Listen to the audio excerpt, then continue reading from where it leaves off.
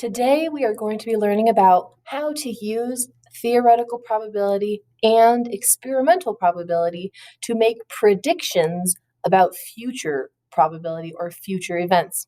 So let's talk about theoretical probability first.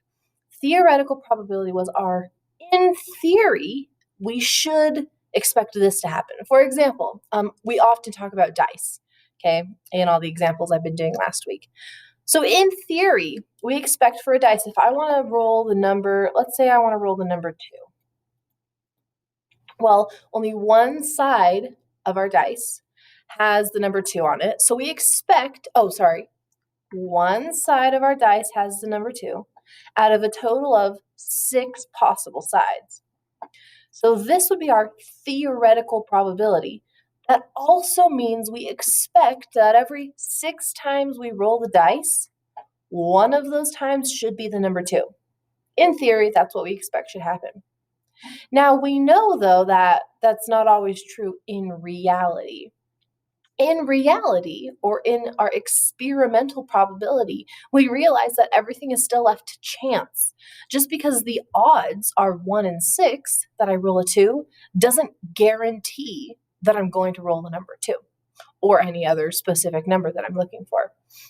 So for example, let's say that I make a tally table, same as we did last week, and I do an experiment to find out how many times do I roll the number 2. And I'm doing this as an example, right? Let's say we roll a 3 and a 4 and a 1 and a 2 and a 5 and a 2 and a 6 and a 1 and a 3 and a 3 and a 2 and a 5, excuse me, and a 6 and a 1 and a 1. So let's say that that was our experiment when we actually rolled the dice. That's how often we actually got it.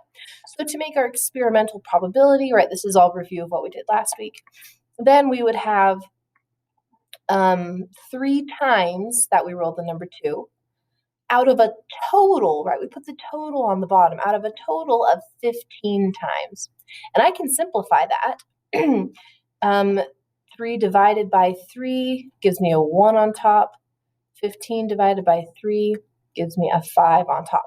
So that's a quick review of experimental probability and theoretical probability. Watch the next video to see how we can use that to make predictions about future events.